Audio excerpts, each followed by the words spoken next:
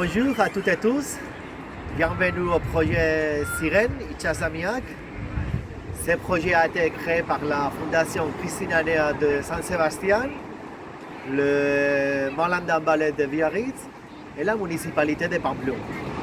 Trois institutions unies pour collaborer. Je m'appelle Yvon, je suis éducateur environnemental dans la Fondation Cristina Nea. Et nous venons pour vous montrer ce que c'est l'océan, mais de deux points de vue, le scientifique et l'artistique. Au début, l'idée originale était publicitaire, mais à cause du coronavirus, on n'a pas pu se déplacer. Et à ce moment, je suis ici, devant la plage de la Concha, à San Sébastien, un endroit très emblématique et très joli pour tous. Qu'est-ce que c'est un océan? Une grande masse d'eau, rien que ça. Nous savons que l'eau est très importante pour nous. Elle est indispensable. Nous en avons besoin pour boire, pour nous doucher. Nous sommes formés aussi par 70% d'eau. Mais d'où vient l'eau que nous buvons? De la mer? Du ciel, des rivières. Vous connaissez sûrement le cycle d'eau. Alors, la première conclusion que nous obtenons est que l'eau ne se crée pas et ne disparaît pas. Elle se transforme. C'est-à-dire, l'eau que nous buvons actuellement, c'est la même que celle que buvaient les dinosaures il y a longtemps.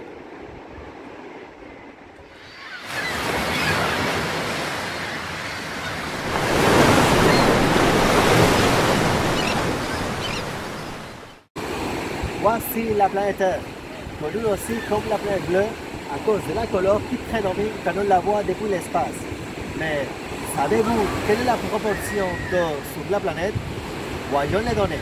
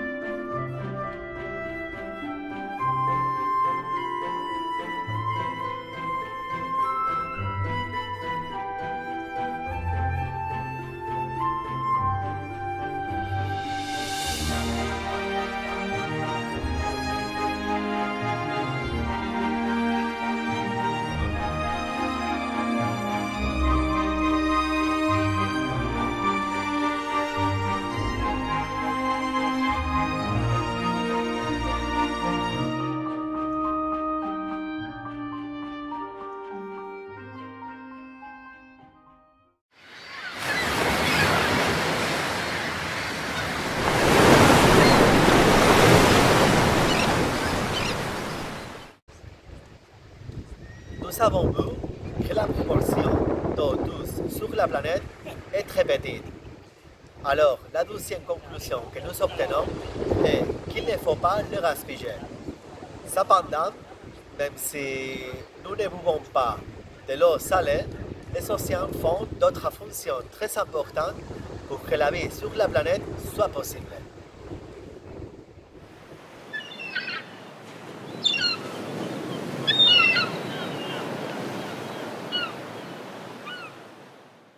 D'abord, les océans ont un effet régulateur sur le climat. D'ailleurs, la vitesse pour laquelle les océans et la Terre absorbent et dégagent de la chaleur est différente. C'est-à-dire, la Terre se refroidit et se réchauffe plus vite, tandis que les océans le font lentement.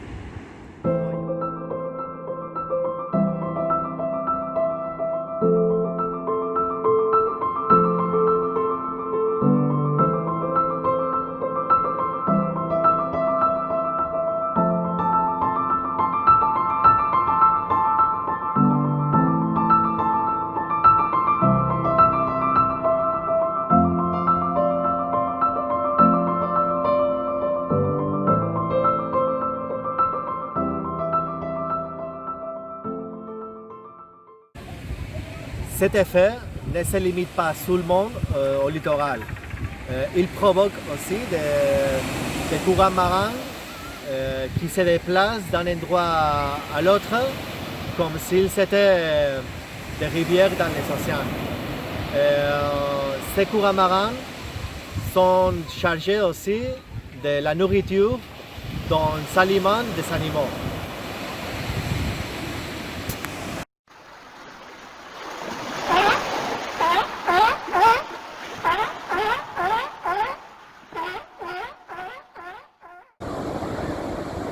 Le phytoplancton marin est le principal responsable de l'absorption de CO2 et de l'émission d'oxygène à travers de la photosynthèse. Si vous pensez que les forêts sont les poumons sur la planète, vous êtes trompé.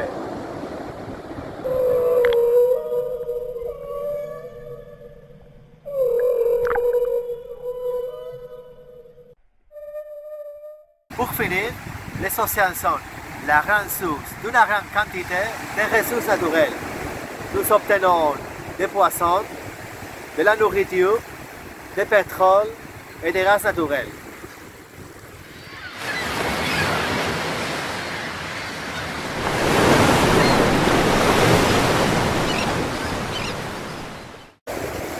L'un des êtres les plus étonnants qu'on puisse imaginer dans les océans est la sirène, un être mythologique, moitié poisson et moitié femme, créé par les êtres humains. Il n'existe pas, au moins, je n'en ai vu aucun. Cependant, on peut trouver des autres espèces d'animaux au fond marin. On y va!